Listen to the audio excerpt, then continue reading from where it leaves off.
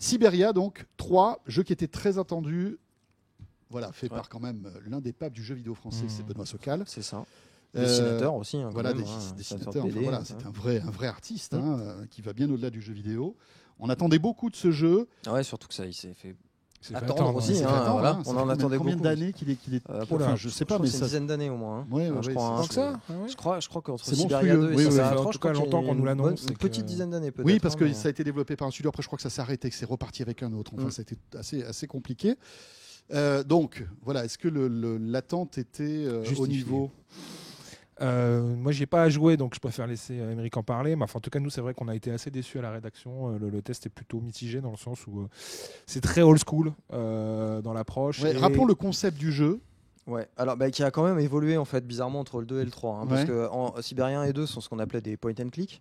Donc je clique à un endroit pour que mon bonhomme y aille, etc. Voilà, s'y déplace. Là, on est plus du tout dans un point and click, on est dans un aventure puisqu'on peut y jouer à la manette en fait. Elle se déplace en temps réel avec la manette, d'ailleurs un paddle, et ça permet quand même d'appréhender un petit peu mieux son espace et le personnage. Mais effectivement, comme le disait Arnaud, c'est très old school sur beaucoup de points. Alors pas au niveau graphisme, parce que graphisme c'est une patte, on n'adhère pas, très bien.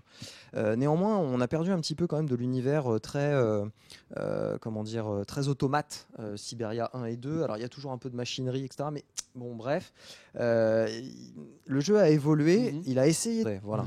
Il y a effectivement beaucoup de mécanismes qui sont datés dans ce jeu, des choses, même des contrôles, des mouvements de caméra, pour être un peu technique, des mouvements de caméra qui sont tout à fait surprenants, voire déconcertants, on se dit mais pourquoi la caméra se met comme ça alors que absolument pas, ça se prête absolument pas à la scène. Les contrôles du personnage, par exemple, vous tournez à un coin de rue, vous aviez votre stick enclenché sur la par exemple vers vous, et bien en fait la caméra change, et ben la personnage va tourner le dos et va repartir dans l'autre sens. Enfin, pourquoi tu fais ça, reviens. Voilà, c'est ça. Et à part ça, mais sur le fond, le jeu est assez reste dans ses premiers amours, c'est-à-dire que c'est un monde dans le fan de Siberia adhérera sans doute, sera peut-être un peu déçu, mais il se fera quand même l'aventure. Je pense qu'il retrouvera quelques Eric, marques. t'as joué toi à Siberia ou pas? Oui, j'y ai joué il y a longtemps, mais là, effectivement, là, j'ai pas du tout joué à celui-là.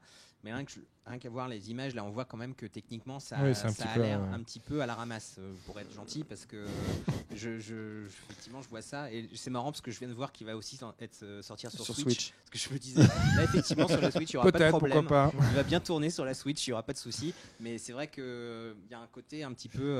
Sans un manque de moyens, je pense, tout simplement. Ouais.